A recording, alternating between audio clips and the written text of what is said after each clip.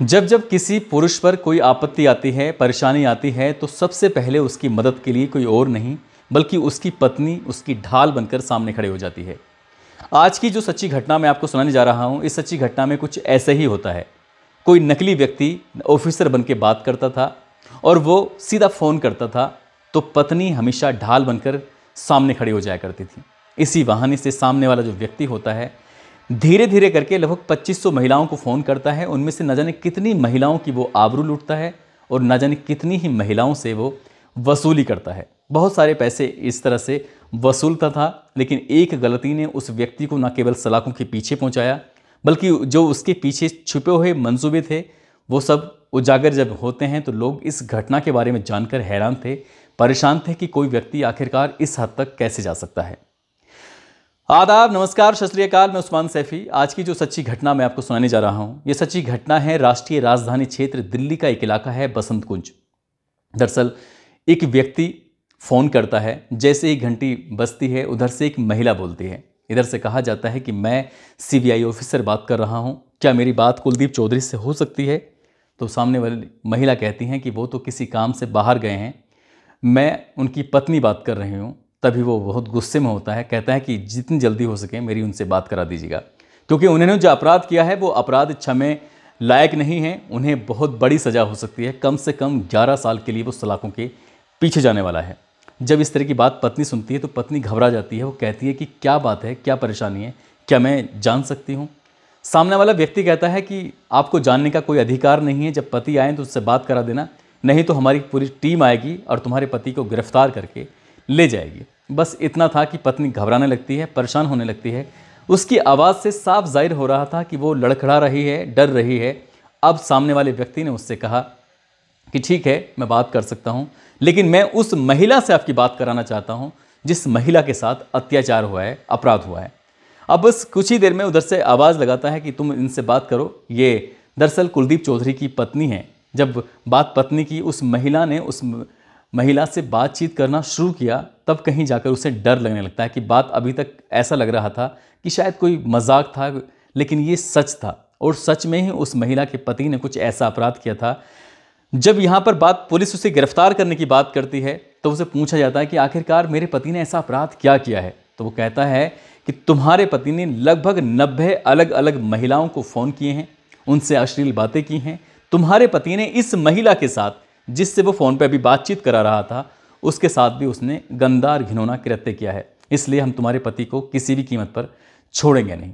बात अभी फ़ोन पर ही चल रही थी। उस महिला ने कहा कि मेरे पति को तुम छोड़ दो और जो भी उनसे गलती हुई है मैं उसके लिए आपसे हाथ जोड़कर विनती कर रही हूँ, इन बहन जी से भी हाथ जोड़कर विनती कर रही हूँ।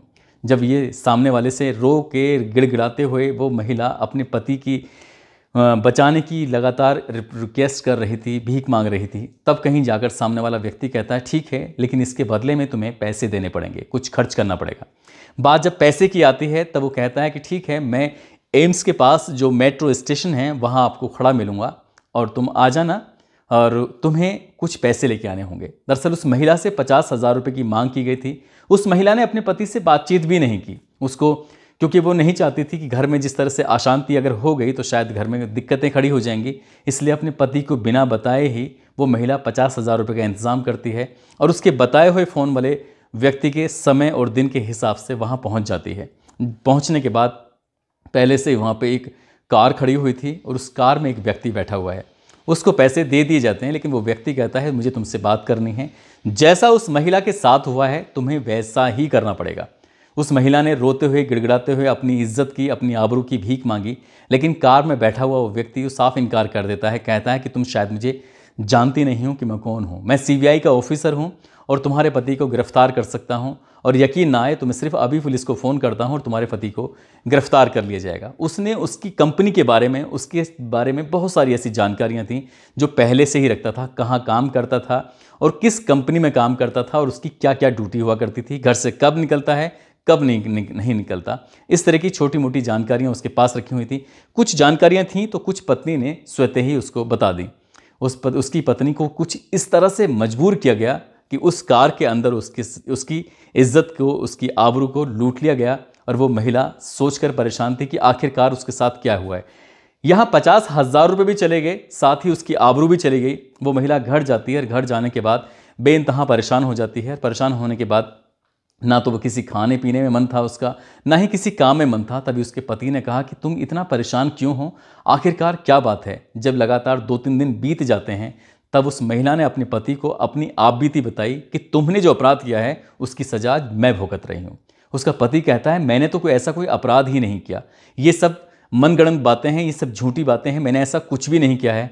पति लगातार अपनी सफाई दे रहा था। सफाई देते देते कुछ उसने ऐसी कस्में खाई, कुछ ऐसे वादे किए कि उसकी पत्नी को पूरी तरह से यकीन हो जाता है। और तब कहीं जाकर उसका पति भी टूट जाता है कि उसकी पत्नी के साथ इतना गंदा घिनौना कृत्य हो चुका है, पत्नी की आबरू भी लुट चुकी है और उसके पैसे भी जा चुके हैं बहुत ज़्यादा। जब दोनों पति पत्नी परेशान हो जाते हैं, कहीं ना कहीं पत्नी इनसिक्योर फील कर रही थी कि ये बात जानने के बाद ऐसा ना हो उसका पति उसे छोड़ दे, लेकिन उसका पति वाकई एक अच्छा इंसान निकला। उसके पति ने अपनी पत्नी को लेकर सीधा पुलिस स्टेशन जाता है और पुलिस स्टेशन जाने के बाद ये सारी बातें वहाँ बताई जाती हैं। जब पुलिस को ये बात बताई जा रही थी तो पुलिस सुनने के बाद हैरान थी, परेशान थी कि आखिरकार ऐसा कुछ था तो आपको नज़दीकी पुलिस स्टेशन में आकर ये बातचीत करनी चाहिए थी, उसके बारे में पूछना चाहिए था, उसका आई कार्ड चेक करना चाहिए था। बहुत सारे ऐसे सवाल थे जो करने चाहिए थे, लेकिन उस महिला ने सिर्फ अपने पति को बचाने में पूरा ध्यान लगाया। उसने ये सोचा ही नहीं कि ये व्यक्ति न केवल पैसे वसूल रहा है बल्कि उसके साथ गंदा घिनौना कृत्य भी कर रहा है। आखिरकार पुलिस मुकदमा दर्ज कर लेती है। पुलिस मुकदमा दर्ज करने के बाद इस मामले की जांच पड़ताल में जुट जाती है। जब सीसीटीवी कैमरे के आधार पर पता निकाला जाता है जिस जगह पर वो कार खड़ी हुई थी उस कार के नंबर आ जाते हैं और कार के नंबर आने के बाद उस व्यक्ति के बारे में पता निकालने की कोशिश की जाती है। इस महिला के घर में जो लैंडलाइन फ़ोन लगा हुआ था, क्योंकि जो फ़ोन आया था वो किसी मोबाइल पर नहीं बल्कि ये सन 2011 के अंतिम दिसंबर के आसपास की घटना थी। और जब फ़ोन आता है लैंडलाइन पर तो लैंडलाइन पर आने वाली इनकमिंग फ़ोन के बारे में जब डिटेल निकाली गई तब पता चलता है कि एक नंबर से जो फ़ोन आया था उस नंबर की जब CDR निकलवाई जाती है, उसकी लोकेशन निकलवाई जाती है, उसके एड्रेस निकलवाया जाता है तो पता चलता है कि ये नंबर मुंबई का एक व्यक्ति है जिसका नाम होता है रवि भूपेंद्र नाथ वर्मा, जिसकी उम्र लगभग 35 साल के आसपास होती है। उस व्यक्ति ने किसी अन्य नंबर से वगैरह फ़ोन किया है, उसकी गाड़ी के आधार पर इसका पता चल जाता है। पुलिस अब इस व्यक्ति की पड़ताल में जुट जाती है, तलाश में जुट जाती है। लगभग पुलिस को 4 महीने का वक्त लगता है। 4 महीने के बाद आखिरकार ये रवि भूपेंद्र नाथ वर्मा पुलिस की हिरासत में आ जाता है और ठाणे पुलिस इसको गिरफ्तार कर लेती है। मुंबई के पास एक जगह है ठाणे, वहाँ की पुलिस जब इसे गिरफ्तार करती है तब दिल्ली पुलिस को संपर्क किया जाता है। दिल्ली की एक टीम सीधा मुंबई जाती है और मुंबई जाने के बाद इस व्यक्ति को हिरासत में लेकर सीधा दिल्ली लेके आती है। और दिल्ली लाने के बाद जिस नंबर से ये बातचीत किया करता था, जैसे जैसे बात किया करता था, अब पुलिस इससे पूछताछ करती है, पड़ताल करती है तो इसने चौंकाने वाली बात बताई। दरअसल इसके पास एक ऐसा मोबाइल था, उसी मोबाइल से वो लड़की बनकर भी बात कर लिया करता था और उसी मोबाइल से वो लड़का बनकर भी बात करता था। कभी वो कहता था कि मैं MTNL का ऑफिसर हूँ, तो कभी कहता था मैं CID का ऑफिसर हूँ, तो कभी कहता था कि मैं मुंबई क्राइम ब्रांच से बात कर रहा हूँ, तो कभी CBI का ऑफिसर बनकर बात करता था। अलग अलग जगह बात करता था और उसके टारगेट पे सिर्फ महिलाएं हुआ करती थीं। उसके पास कुछ इस तरह का डेटा हुआ करता था, जैसे कॉल सेंटर में अक्सर लोगों के पास डेटा होते हैं, उनका एड्रेस होता है, उनका नंबर होता है, उनका नाम लिखा होता है और उसी डेटा पर वो फ़ोन करता था। यदि किसी पुरुष ने फ़ोन उठाया तो उस फ़ोन का कभी रेस्पॉन्स नहीं देता था, जवाब नहीं देता था, फ़ोन काट दिया करता था। लेकिन जब कभी महिला फ़ोन उठाया करती थी तो महिला के फ़ोन उठाने के बाद वो ऑफिसर बनता था और ऑफिसर बनकर कहता था कि तुम कौन बोल रही हो, मैं इस घर के मालिक से बात करना चाहता हूं, क्योंकि तुम्हारे इस घर के मालिक ने लगातार अश्लील बातें की हैं, महिलाओं के साथ बदतमीजी की है और यकीन ना हो तो अभी देख लीजिए मेरे पास ये शिकायत लेकर आई है। और जैसी बात शिकायत की होती थी तब उसमें एक मोबाइल में बटन दबाता था, उसी मोबाइल से ही वो लड़की बन के बात कर लिया करता था। और जो महिलाएं उसकी झांसे में आती थीं उन महिलाओं को वो एकांत ऐसी जगह बुलाया करता था जहां वो पैसे लेके आ जाया करती थीं और जो उनमें से सुंदर अच्छी महिलाएं होती थीं उनकी वो इज्जत पर, आबरू पर हाथ डालने की कोशिश करता था। बसंत कुंज में भी उसने ऐसा ही किया था। लगभग उसने 1 साल से ज़्यादा के समय में 2500 से ज़्यादा महिलाओं को फ़ोन किए। उसमें ठाणे भी फ़ोन करता है, मुंबई के नवी इलाके में फ़ोन करता है, पुणे में फ़ोन करता है, दिल्ली के अलग अलग इलाकों में फ़ोन करता है। जगह जगह रहता था और जगह जगह रहकर वो फ़ोन करता था और जो महिलाएं उसके झांसे में आती थीं इसी तरह से करता था। जब पुलिस ने अपने मामले की जांच की तो पता चला कि इसने लगभग 40 महिलाओं की इज्जत को लूटा, उनकी आबरू को लूटा।